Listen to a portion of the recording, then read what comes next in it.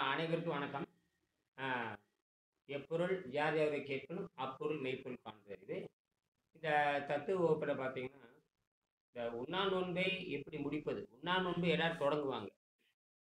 அதிக பிரசங்கித்தனமா உண்ணா நோன்பை தொடுவாங்க. அந்த காலத்துல பார்த்தீங்கன்னா, நல்லது கெட்டதுக்கெல்லாம் உண்ணா நோன்பு தொடங்குவாங்க. அதாவது உண்ணா நோன்பு தொடங்குறதுலாம் பெரிய விஷயமே கிடையாது. ஆனால் ஏன்னா அறிவே இல்லாதவன், அறிவுள்ளவன் யார் வேணா உண்ணா நோன்பு தொடங்கலாம். ஆனால் முடிக்கும் பொழுது உண்ணா நோன்பை முடிக்கும் பொழுது எப்படி முடிக்க வேண்டும் என்பது ரொம்ப முக்கியமானது. தவறான உண்ணா நோன்பினால் தவறான உண்ணா நோன்பினால் அந்த குற்றம் ஏற்பட்டு ஆள் இறந்துருவாங்க. அதை பற்றி நாங்கள் இதில் பேசியிருக்கோம். அதை நீங்கள் படித்து பார்க்கலாம். உண்ணா நோன்பை எப்படி முடிப்பது? பக்கம் 73 பக்கம். பக்கம் 73 பக்கத்தில் 73 இந்த புத்தகத்தில் பக்கம் 73 பக்கத்தில் உணவில்லாமல் வாழும் கலை இந்த புத்தகத்தில்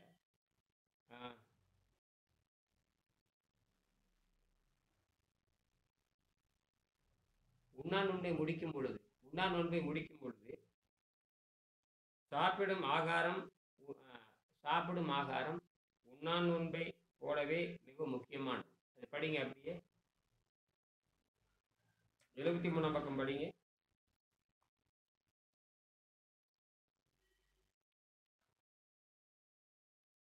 உண்ணா நோன்பை எப்படி முடிப்பது அப்படி படிங்க.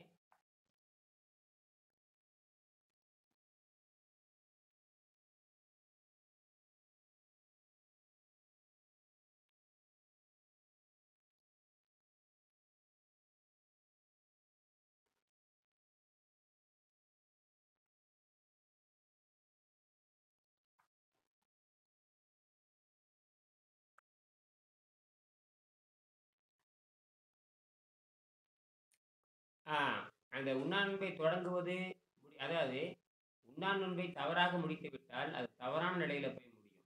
அதுக்காக எச்சரிக்கை கொடுக்குறாரு. நீங்க பார்த்தீங்கன்னா இது ரொம்ப முக்கியமானது. நம்ம உண்ணும் உணவு எந்த மாதிரி செலவாகுது அப்படிங்கிறது எப்பயுமே மனசுல நிறுத்தி வச்சுக்கணும். யாரு கேட்டாலும் தெளிவா இருக்கணும். யாரு கேட்டாலும்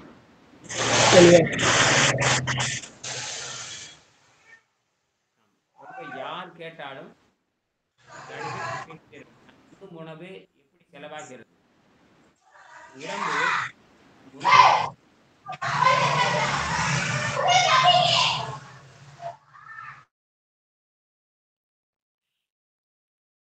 பின்னணியில சத்தம் இல்லாத பாத்துக்குங்க. உங்களை தான் சொல்ல போறேன். இந்த பின்னணியில சத்தம் இல்லாம பாத்துங்க.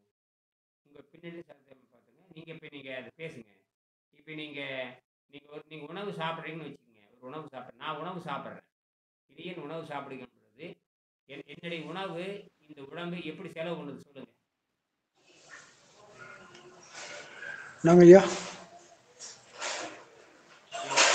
நான் உணவு சாப்பிட்றேன், நான் பேசுறது கேட்குதா இல்லையா? கேட்குது ஐயா. நான் உணவு சாப்பிடுகின்ற பொழுது என்னுடைய உணவு சாப்பிடுகின்ற பொழுது இந்த உணவானது என் உடம்பை எப்படி செலவு பண்ணுது சொல்லுங்க. நம்ம உணவு எடுத்தோம்னா அது வாய் வழியாக சென்று உணவு கோயில் வழியாக பெருங்குடலை போய் சென்றடையும் ஐயா. அது பொதுவானது. வெங்கடேசன் என்ன எழுதியிருக்காரு சொல்லுங்க. வெங்கடேசன் என்ன எழுதியிருக்காருன்னு அழகா சொல்லுங்க பார்க்கலாம்.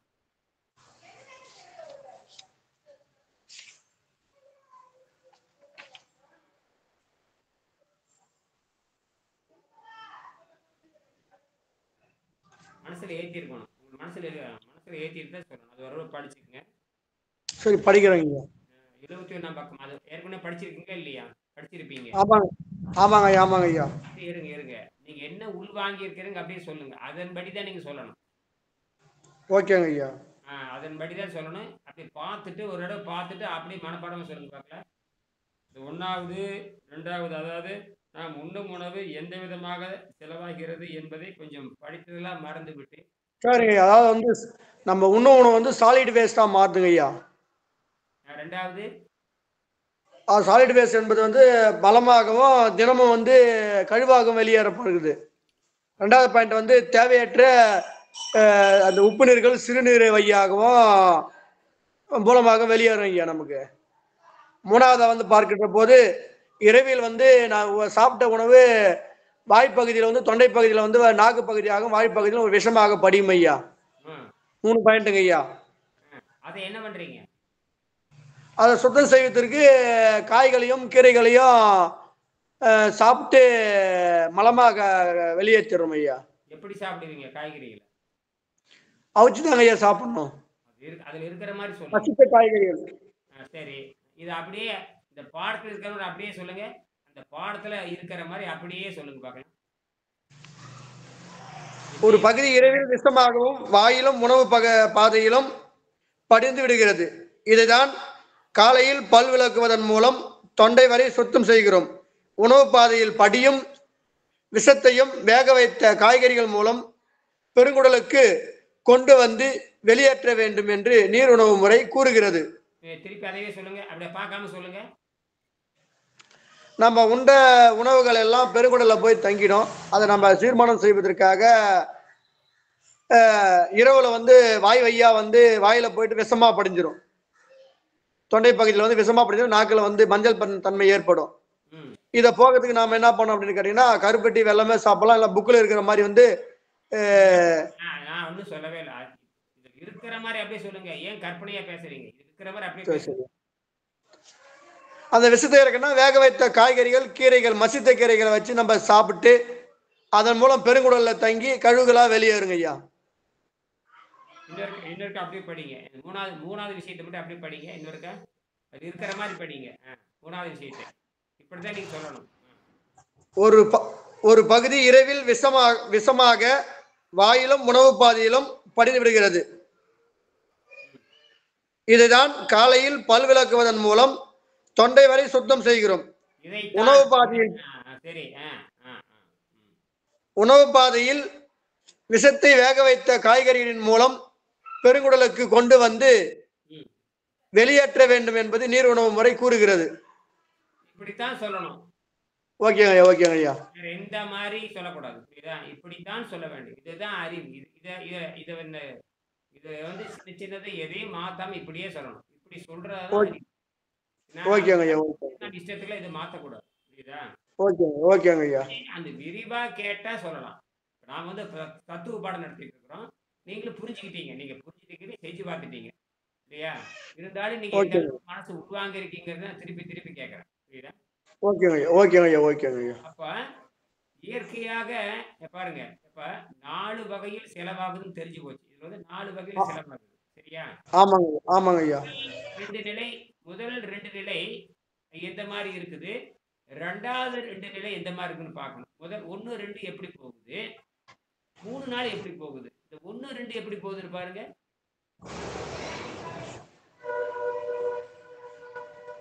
மலமாக மாறி தினமும் வெளியேறுங்க ஐயா. ஃபர்ஸ்ட் அது யாரு வெளியேத்துறாங்க? இந்த உணவுகள் என்னங்க ஐயா? அது யாரு வெளியேத்துறாங்க? எல்லா மனுஷனும் மாதிரி தாங்க ஐயா பண்ணிட்டு இருக்காங்க பொதுவா. இல்ல அது சரிதான். அது யாரு வெளியேத்துறாங்க? மலமாக வெளியேத்துறது யாருன்னு கேக்குறேன். இயற்கையாக தாங்க ஐயா வெளியேறுது. உடம்பு வெளியேற்றுன்னு சொல்லியா? அதான் உடம்பு வந்து டாக்டரா மாறி வெளியேற்றுங்க ஐயா. சொந்த மருத்துவரா மாறி வெளியேற்றுங்க. எதுக்கு நான் திருப்பி கேட்கறேன்னா, இதை நல்லா புரிஞ்சுக்கணும். உடம்பு மலமாக வெளியேற்றுகிறது. 2வது அவருடைய தேவையற்ற உப்பு நீரும் சிறுநீர் மூலமும் வெளியேறுது. யூரின் பகுதி. இது யார் வெளியேற்றுறாங்க? அதுவும் உடம்பு தாங்க ஐயா வெளியேற்றுது. யார் வெளியேற்றுறாங்க? அதுவும் உடம்பு தான் வெளியேற்றுது. இயற்கையாவே வெளியேற்றப்படுது. இயற்கை முறையில எல்லாமே செய்யுது. இந்த விஷயத்துக்கு வாங்க. உடம்பு முதல் 2 நிலை தானாகவே வெளியேற்றுகிறது. ஆமாங்க ஐயா. 3வது யார் பண்றாங்க? உணவு நாம தான் கொடுக்கிறோம். இந்த புத்திசாலித்தனம் உங்களுக்கு புரியுதான்னு கேட்கறேன். ஓகேங்க ஐயா, புரியுதுங்க ஐயா. மிக்க மகிழ்ச்சிங்க ஐயா. எல்லாமே யார்கிட்ட உளரக்கூடாது. புரியுதா? ஓகேங்க ஐயா. 2 விஷயம் வந்து இயற்கை நடக்குகிறது. 2 விஷயத்தை வந்து இயற்கை நடத்துகிறது. அது உடம்பு நடத்திட்டு போகுது. புரியுதா? ஆமா, உடம்பு நடத்துறது. உடல் ஆரோக்கியமா இருக்கும். அது இயற்கையா சுத்தமாயிருது. 3 நாளும் என்ன பண்றோம்? 3 நாளையும் தான் என்ன பண்றோம்? நம்ம செயற்கையாக. ஆமாங்க ஐயா. நாம மறுபடியும் உணவு எடுத்து கொடுத்து அது கழிவு மொழி வெளியேற்றணும் ஐயா.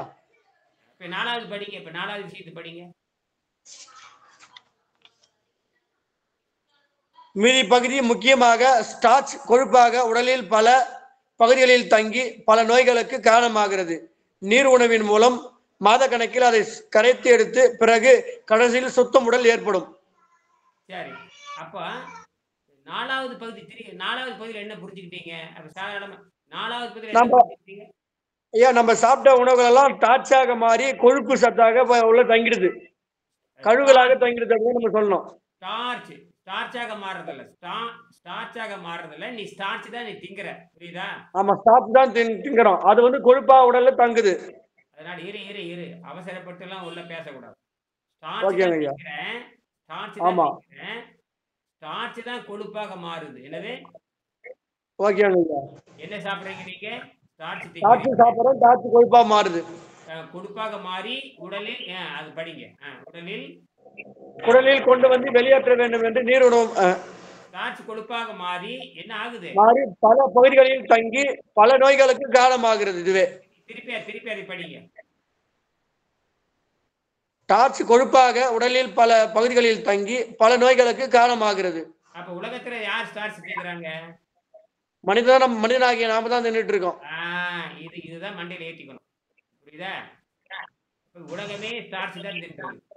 உலகமே டார்ச் தான் தின்னுட்டு இருக்கு. உதாரணத்துக்கு ஒரு ஆடு மாடு நீங்க நேரடியா ஆட்டுக்கு ஸ்டார்ச் வச்சு பாருங்க, திங்கும். தின்னதுக்கு அப்புறம் தண்ணி குடிச்சு வயிறு விட்டுனா செத்து போயிடும். ஓகேங்க ஐயா. நீங்க ஆடு இருக்குல்லையே, ஆடு மாடு எதுவோ, நீங்க ஒரு நெல்லை கொண்டு வந்து ஒரு பக்கெட் நிறைய வைங்க, அல்லது ஒரு அரிசி வந்து பக்கெட் நிறைய வைங்க, நல்லா திங்கும். தின்னதுக்கு அப்புறம் தண்ணி குடிச்சதுன்னு வச்சுங்க, வயிறு விட்டு செத்து போயிடும். அது ஆமாங்க, அது இயற்கையாக நம்ம தான் நடந்துட்டு இருக்கு. கிராமங்கள் நாம நிறைய கண்கூடா பார்த்துருக்கோம். பாருங்க, நல்ல வேலை மனிதன் என்ன பண்றது தெரியுமா? ஆளை கொண்டு போடு என்பதற்காக என்ன பண்றாங்க பாருங்க. அப்ப விலங்குகளே செரிமானம் பண்ண முடியாது. விலங்குனாலேயே ஸ்டார்ச் கூட அதனால செரிமானம் பண்ணக்கூடிய அளவுக்கு பக்குவம் இல்லை விலங்குகளுக்கு. விலங்குகளே சாகுதுன்னா நாம் என்ன பண்றோம்? அது உடனே செத்து போயிருது. ஆனால் நாம தான் நிதானமா நோய்வாய்ட்டு பட்டு பட்டு பட்டு பட்டு பட்டு அழுகி அழுகி அழுகி அழுகி அழுகி சித்திரவதை பட்டு பட்டு பட்டு சாகுறோம். புரியுதா? அது உடனே செத்து போகுது. நாம வந்து என்ன ஆகுறோம்? நோய்வாய்ப்பட்டு அழுகி சிறுகு சிறுகு சாகுறோம். வித்தியாசம் அது தெரியுதா? நோய்களுக்கு உட்பட்டு சாகுறோம். ஓகே. இப்ப 5வது விஷயத்தை படி. கீழே அடுத்தது 5வது விஷயத்தை படிங்க. கீழே கூட்டி கழித்து பார்த்தா விண்வெளி சக்தியில் தான் நாம் வாழ்கிறோம் என்பது சாதாரண உணவு அதை தடுக்கிறது என்பது புரிகிறது. என்ன புரியுது? திருப்பி எனக்கு சொல்லுங்க.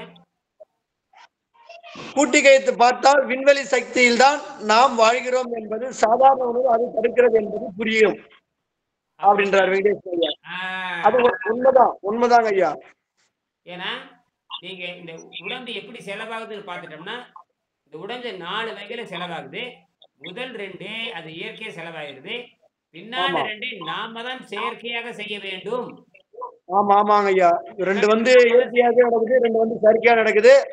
அதுவும் வந்து இதை உணர்ந்த பிறகு இது வந்து உண்மையா வந்து இந்த முழு உடலானது வந்து விண்வெளி சக்தியில் தான் இணங்குறது என்பதை தானாவே புரிய வச்சிருது. அப்ப உலகத்துக்கு நம்ம தான் முதல் முறையாக என்ன பண்றோம்? 3வது முறையும் 4வது முறையும் வெங்கடேசன் எழுதி அறிமுகப்படுத்துகிறோம். ஓகே சூப்பர்ங்க ஐயா. உலகத்துல இதை தெரியாம கண்டபடி பேசக்கூடாது யாருமே. எப்ப கேட்டாலும் நெத்திடி அடிச்ச மாதிரி சொல்லணும். எப்ப கேட்டாலும் ஓகேங்க ஐயா. இதுல இருந்து ஒரு வரி கூட மாத்தக்கூடாது. ஓகேங்க ஐயா. இந்த மாதிரி எல்லாம் சொல்லி கொடுத்தா தான் நாளைக்கு நீங்க ஒரு ஆசிரியரா வந்து சொல்லி தர முடியும். ஏன்னா இது தேவை அதிகமாயிருக்கு. இப்ப வர வர மக்கள் கத்துக்க ஆரம்பிக்கிறாங்க. நாளைக்கு நீங்க நாளைக்கு திடீர்னு கேட்டாங்கன்னா நீங்க தான் சொல்லிக் கொடுக்கணும். அவங்க அவர் சொல்லிக் கொடுப்பாரு. அவர் சொல்லிக் கொடுப்பாரு. அவர் ஏற்கனவே பல பிரச்சனையில தப்பிச்சிட்டாரு. நீங்க அவர்கிட்ட கேட்டு அவருக்கு முறைப்படி நடங்குன்னு நான் சொல்லலாம். அவருக்கான வேலை முடிஞ்சு வச்சு. நீங்க தான் அவசரப்பட்டு கண்டபடியில பேசக்கூடாது. புத்தகத்துல என்ன இருக்கோ அப்படிதான் பேசணும். புரியுதா? அப்படியே பழகுறேன். எந்த சீரு சிறப்பு சேர்த்தக்கூடாது. ஓகேங்க. அந்த கல்வி என்ன சொல்றது அதான் பேசணும். நாம உணர்ச்சி வசப்பட்டு எதையும் பேசக்கூடாது. ஓகேங்க ஐயா. அப்படி சொல்லக்கூடாது. அது வந்து காற்றில் இறங்குகிறது. ஒண்ணும் இல்ல, காற்றில் இயங்குகிறது. அந்த காற்றில் இயங்கும் காற்று என்னவா மாறுதுன்னு கேட்டீங்கன்னா யாரு சத்தங்க? உங்களுதான். உங்களுக்கு பின்னாண்ட வந்து சத்தம் கேட்குது. இல்லையா, நான் வீட்டு உள்ள இருக்கேன். சத்தம் கேட்கறதுக்கு வாய்ப்பு இல்லையா? Right right. அப்ப யாருக்கு சத்தம் வருதுங்க? இல்லைங்க ஐயா, தெரியல. நினைக்கிறேன் இவர் தான் இருக்குன்னு நினைக்கிறேன். ஃபர்ஸ்ட் ரோட்ல இருந்தா இப்ப வீட்டுக்குள்ள வந்துட்டேன் ஐயா, சத்தம் கேட்கறது. பன்னீர்செல்வம் தான் இருக்குன்னு நினைக்கிறேன். பாக்குறேன். பன்னீர்செல்வம் அப்படியே நீங்க கொஞ்சம் மீட் பண்ணிக்கங்க.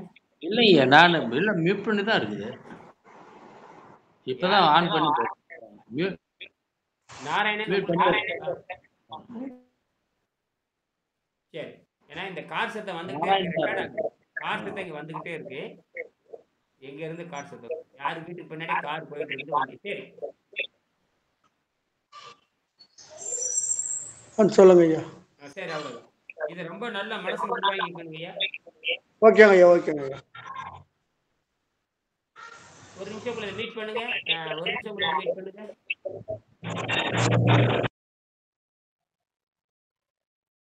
உங்களுக்கு தான் சத்தம் வருது. சரி பரவாயில்ல. அப்படி கவனிங்க. உங்களுக்கு தான் சத்தம் வருது. ஞானசேகரனை தான் சத்தம் வருது. அப்ப நீங்க என்ன பண்ணீங்கன்னா ஒரு ஒரு இந்த மாதிரி வகுப்பு எடுக்கிறப்போ ஒரு முழுமையான ஒரு அறையை உருவாக்கிக்கங்க. அது ரொம்ப கவனம். ஏன்னா சத்தம் இல்லாம முடிந்த அளவுக்கு நம்ம செய்து கொடுக்கணும். மக்கள் இது கவனிக்கிறாங்க எல்லாருமே. நோன்பை பத்தி பேச நோன்பு காலம், நோன்பை பத்தி எப்படி தவறாக முடிக்கப்படுது, நோன்புன்னு மிகப்பெரிய மாண்பு. அந்த நோன்பை எப்படி தொடங்க வேண்டும், எப்படி முடிக்க வேண்டும் அப்படின்னு 199 பேருக்கு தெரியல. இப்போ அரசியல்வாதிகளாக நோன்பு இருப்பாங்க. அந்த முடிக்கிறப்ப பார்த்தீங்கன்னா தவறா முடிச்சு அவங்க இறந்துருவாங்க. அதனால தான் அவங்க என்ன பண்றாங்கன்னா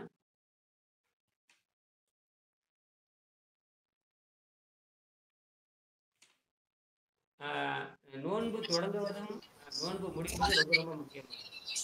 தவறான வழியில் நோன்பை நாம தவறான வழி நோன்பு ஆரம்பிக்க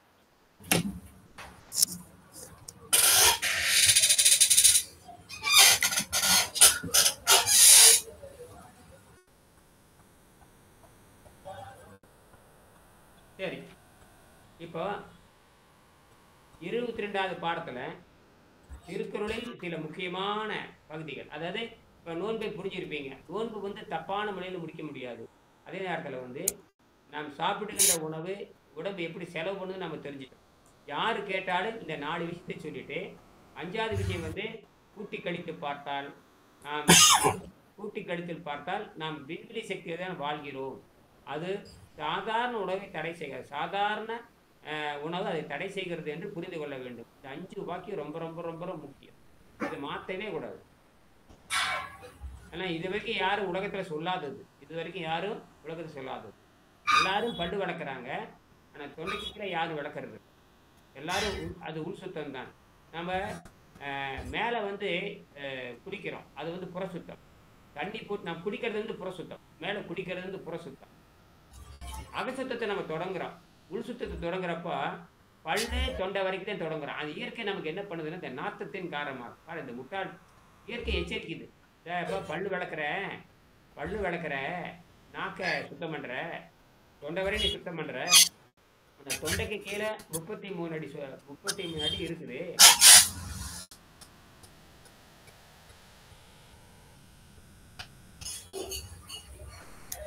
அதாவது இயற்கை என்ன பண்ணுது, நாத்தத்தை காட்டுது. நீ சாப்பிட்ட உணவு நாத்தம் அடிக்குது. இயற்கை என்ன சொல்லுது பாருங்க, உடம்பு எதிர்க்குது. உடம்பு என்ன எதிர்த்து காட்டுது. எதிர்த்து காட்டு காலையில் பார்த்தா பிணவாடை அடிக்குது. அந்த பிணவாடையை போக்குறதுக்கு என்ன பண்ற, நீ என்ன பண்ற, பல்லு குச்சி போட்டு விளக்குறவர் எது வரைக்கும் விளக்குற, தொண்டை வரைக்கும் விளக்குற. ஆனால் அவன் சுய சிந்தனை பண்றது இல்லை. நாம தொண்டை வரைக்கும் விளக்கியிருக்கோமே, இதே உணவு பாதை வரைக்கும் இதே விஷயம் இருக்குமே அப்படின்னு எவனா சிந்திச்சிருக்கான்னு பாருங்க.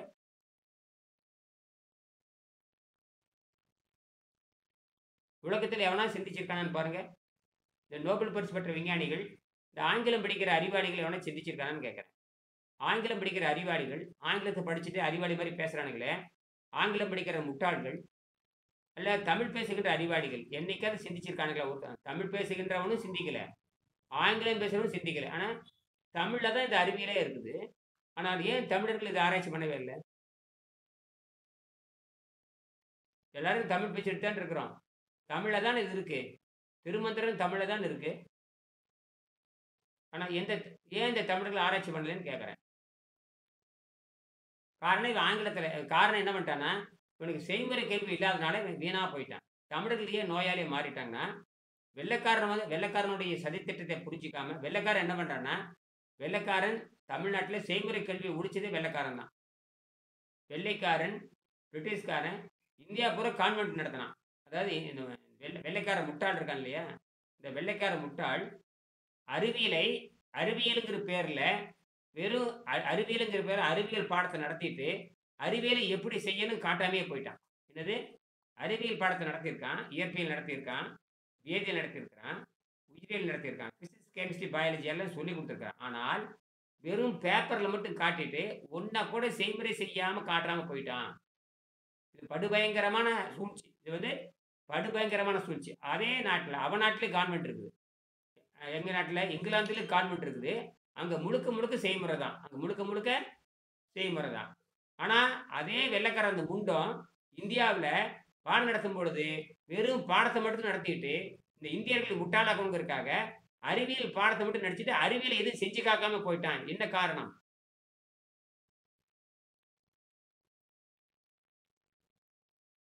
நீங்க இப்ப இப்ப இப்ப நீங்க ஒளிபெருக்கி திறந்து விடுங்க. விட சொல்லும் பொழுது ஒளிபெருக்கி திறந்து விடுங்க. விட சொல்லும் பொழுது மட்டும் சொல்லுங்க. ஐயா அவங்க வந்து புத்திசாலித்தனமா பயன்படுத்தி நம்மளை அடிமையாக வச்சுக்கணுன்றதுக்காகவே அது மாதிரி பண்ணிட்டாங்க ஐயா.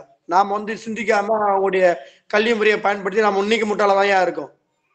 இப்ப புரியுதா? ஆனா இங்க இருக்கிற இங்க சரி, இப்ப என்னன்னா இதுக்கு முன்னாண்ட குருகுல கல்விங்கிற பேர்ல சாதி மதத்தை அடிப்படையாக வைத்துக் கொண்டு தப்பான வழியில இந்தியா வழி நடத்தியிருக்காங்க. அந்த குருகுல மன்னராட்சி காலத்துல அப்படிதான் பண்ணிட்டாங்க. அதுவும் தவறுதான் ஐயா. அப்ப இத பார்த்துட்டு என்ன பண்றான்னு தெரியுமா?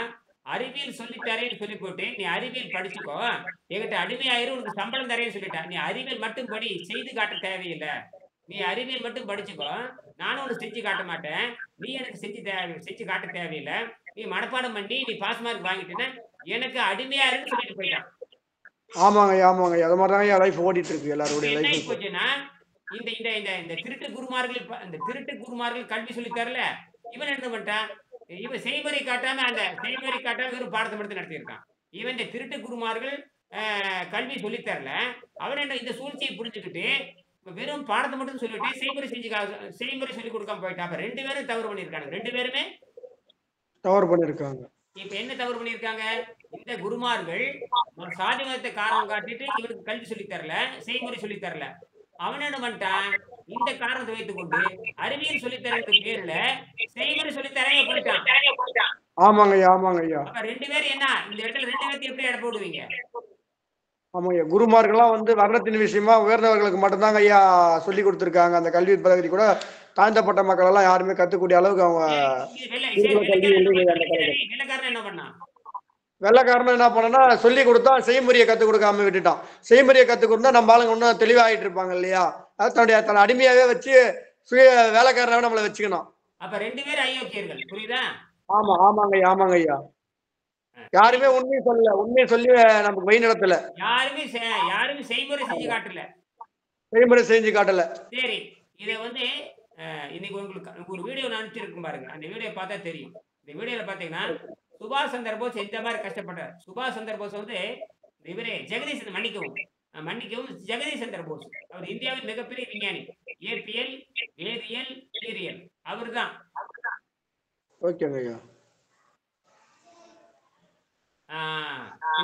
தூக்கம் வருதா தெரியுது சிறிதருக்கு? இல்லைங்க தூக்கலாம் வெளியே போயிட்டு வெயில், கடுமையான வெயில். அதனால வகுப்புல உட்காரும்போது கவனமா உட்காருங்க. உங்க வீடியோ எல்லாம் பதிவாகுது, நெட்ல போயிட்டு இருக்கு. நீங்க கொட்டாய் விட்டு எல்லாரும் பார்த்துட்டு இருப்பாங்க, வீடியோ பதிவாகி போயிட்டு இருக்கு. சரி சரி, சைலண்ட் பண்ணிக்க, கவனிங்க, புரியுதுங்களா? இது ஒவ்வொரு செயல்பாட்டையும் உலகம் கவனிச்சுட்டு இருக்குதுங்க. வீடியோ வெளியே போயிடும், வீடியோ ரெக்கார்ட் ஆகி யூடியூப்ல போயிட்டு இருக்கு. எல்லாரும் பார்த்துட்டு இருப்பாங்க, கவனமா இருக்கணும். வகுப்புல உட்கார்றப்ப கவனமா இருக்கணும். அங்கேயும் திருப்பாட்டு இருக்கீங்க. அப்படி ஏதாவது சுயமா வேலை இருந்ததுன்னா சும்மா சைலண்ட் மட்டும் நீங்க கேட்டுட்டு இருக்கலாம். பன்னீர்செல்வம் கேட்கற மாதிரி கேட்டுட்டு இருக்கலாம். ஏன்னா ரெக்கார்ட் ஆகி போயிட்டு இருக்குது, எல்லாரும் பார்க்க, கேட்ட கேள்விக்கு பதில் நடக்குது, புரியுதா? அப்படின்னா இதை வந்து அந்த வீடியோ அனுப்பிச்சிருக்கேன் பாருங்க. அதாவது இந்த ஜெகதீஷ் சந்திர போஸுக்கு என்ன கொடுமை நேர்ந்தது. அப்படி பெரிய பணக்காரர் அங்க வெள்ளைக்காரர் நடத்துற பள்ளிக்கூடத்தை பாக்குறாரு. வெள்ளைக்காரர் நடத்துற பள்ளிக்கூடத்தை பாக்குறாரு. வெஸ்ட் பெங்கால்ல, மேற்கு வங்காளத்துல வெள்ளைக்காரர் நடத்துற பள்ளிக்கூட பாக்குறாரு. அவர் பெரிய பணம், அவங்க அப்பா வந்து மிகப்பெரிய பணக்காரர். ஜெகதீஷ் சந்திர போஸோட அப்பா வந்து மிகப்பெரிய பணக்காரர். ஆனா தேசபக்தி மிக்கவர். இந்த தேசபக்தி மிக்கறனால ஆங்கில பள்ளியில சேர்த்தக்கூடாது என்பதற்காகவே, அதாவது இந்த பள்ளியில் சேர்த்தக்கூடாதுக்காகவே ஆங்கில பள்ளியில ஆங்கில சேர்க்கக்கூடாது. அவர் தேசபக்தி மிக்கவர். வெள்ளைக்காரனுடைய அயோக்கியத்தனத்தை புரிஞ்சுக்கிட்டு அவங்க அப்பா வந்து பெரிய பணக்காரர். சாதாரண பள்ளிக்கூடம் சேர்த்து பையனை படிக்க வைக்கிறாரு. பையன் மிகப்பெரிய அறிவாளியா இருக்கான். இவன் அறிவை பார்த்தோன்னே வெள்ளைக்காரனுக்கு பிடிக்கவே இல்லை. அறிவை பார்த்தோன்னே வெள்ளைக்காரனுக்கு பிடிக்கவே இல்லை. ஆனால் சரி வெள்ளைக்கார கான்வென்ட்ல சேர்த்து விடுறாரு. அங்க பார்த்தா மிகப்பெரிய அறிவை நடந்துக்கிறாரு. ஆனால் எந்த செய்முறையும் அவர் சொல்லி தர்றதில்லை. கடைசியில அவங்க அப்பா என்ன பண்றாருன்னா இங்கிலாந்தே அனுப்பிடுறாரு. உங்க அப்பா என்ன பண்றாரு? இங்கிலாந்தே அனுப்பிச்சிடுறாரு.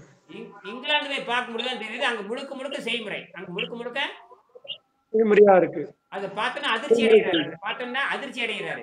என்னடா அதே வெள்ளைக்காரன் இந்தியாவில பாடம் சொல்லி தர்றான், வெறும் பாடத்தை மட்டும் சொல்லி தர்றான். இங்க இங்கிலாந்துல செய்முறை சொல்லி தர்றாங்க. என்ன அயோக்கியத்தைன்னு அவர் கண்டுபிடிக்கிறாரு. ஓகேங்க, ஓகேங்க. இதுதான் அடிப்படை. இதுதான் இது வந்து சாட்சி யாரு? உலக புகழ்பெற்ற விஞ்ஞானியான ஜெகதீஷ் சந்திர போஸ் சாட்சி. சரியா? இந்தியாக்காரன் அந்த இவன் பண்ணியிருக்கான். ஆனா இங்க இருக்க தமிழர்கள் வந்து புரிஞ்சிக்கவே இல்லை. இங்க தமிழ் இருக்கிற அரசியல்வாதிகள் புரிஞ்சிக்கல, இந்தியாவில் இருக்கிற அரசியல் கூட்டங்களும் புரிஞ்சிக்கல.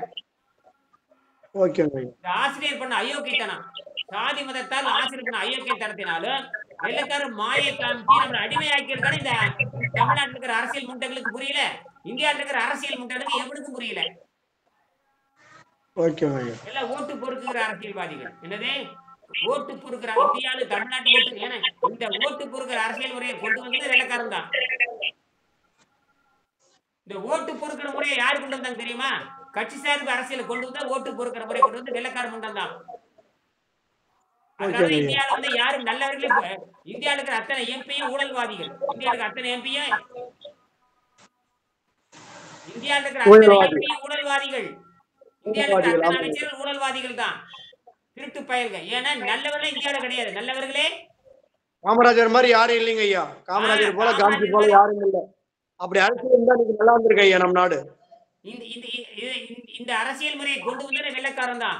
அதாவது நல்லவர்கள் போட்டியிடக்கூடாதுங்கிறது அரசியல்வாதிகள் நோக்கம். அதாவது வெள்ளைக்காரர் நோக்கம் வந்து நல்லவர்கள் யாரும் போட்டியிடக்கூடாது, திருடர்கள் மட்டுமே போட்டியிடுவதற்காக இந்த கட்சி சார்பு அரசியல் கொண்டு வந்திருக்கான்.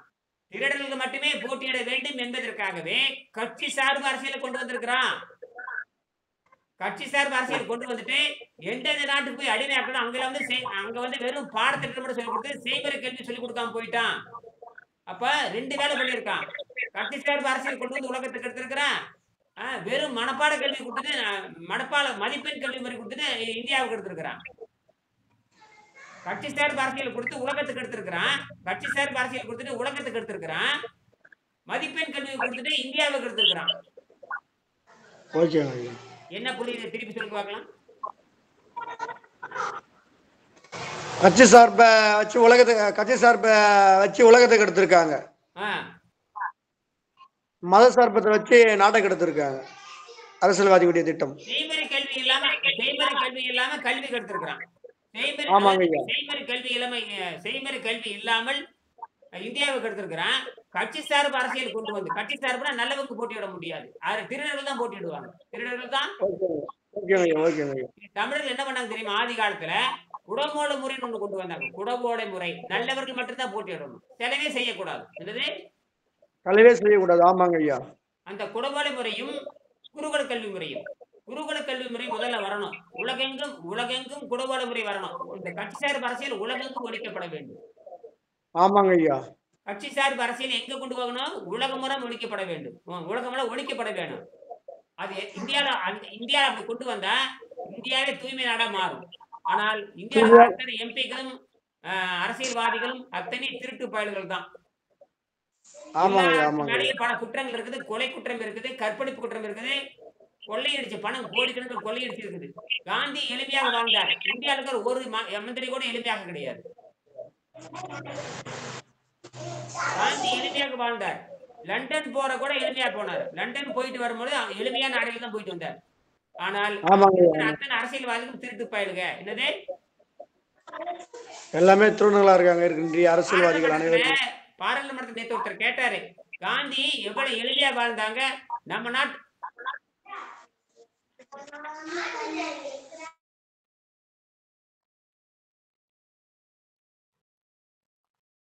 இன்னும் ஒரு நிமிஷம் தான், ஒரு நிமிஷத்துல முடிச்சுக்கலாம். சரியா? சரி. இப்ப சொல்லுங்க ஐயா. அப்ப நாம என்ன சொல்லணும் இதுல பாத்தீங்கன்னா, உடவோலை முறையும் குருகுல கல்வி முறையும் உடவோலை முறையும் இங்க பாருங்க பின்னால இந்த புத்தகத்துல பின்னாடி என்ன சொல்லிருக்குன்னு பாருங்க. புத்தகத்துல ஆமாங்க ஐயா. பின்னாட பாத்தீங்கன்னா அப்படியே படிங்க, படிச்சு முடிச்சீங்கன்னா நேரமாச்சு. முடிச்சு 5 மணிக்கு முடிக்கிறோம். ஃபர்ஸ்ட்ல இருந்தா 4வது பாயிண்ட்டுங்களா ஐயா? ஆ ஆ ஆ ஆ 4வது பாயிண்ட் குருகுல முறை கல்வியும் குடவோலை முறையும் அரசியலும் உலகமெங்கும் ஏற்பட வேண்டும் என்பதுதான் 4வது பாயிண்டா கொடுத்துருக்காங்க ஐயா. அதுதான். ஆனா உலகத்துல இருந்தா தான் நாடு உருப்படும். அதனாலதான் ஆமாங்க யாருமே ஐயா. அதனாலதான் அதாவது இந்தியாவில் தேர்வு நடந்ததுன்னா யாரும் ஓட்டு போடாத காரணம். சென்னையில பாத்தீங்கன்னா தமிழ்நாட்டுல சென்னையில பாத்தீங்கன்னா 50 விழுக்காடுக்கு மேல யாரும் ஓட்டு போட மாட்டாங்க. Okay okay. அப்ப என்ன ஆகி போச்சு, இந்த அரசியல்வாதி மேல மக்களுக்கு நம்பிக்கை இல்லை. அரசியல்வாதி மேல அரசியல்வாதிகள் மீது ஜனங்களுக்கு இருக்கு மக்கள் எல்லாம் நம்பிக்கை இல்லாம தான் வாழ்ந்துட்டு இருக்காங்க. ஓட்டை போட்டுட்டு எந்த ஒரு கான்செப்டும் இல்லாம தான் வாழ்ந்துட்டு இருக்காங்க. உண்மையான நல்லவன் நின்று இருந்தா 100 பேர் ஓட்டு போடுவாங்க. அங்கே போடல. சரியா? இத புரிஞ்சுக்க. நீங்க சொன்னா நல்லவன் 100% ஓட்டு வீயும் ஐயா. எந்த வேலையா இருந்தாலும் விட்டுட்டு வந்து ஓட்டு போடுவாங்க ஐயா, பதிவு பண்ணுவாங்க ஐயா. நன்றி. 8 மணிக்கு சந்திக்கலாம். ஓகே, மிக்க மகிழ்ச்சி. நன்றிங்க ஐயா. தேங்க்யூ.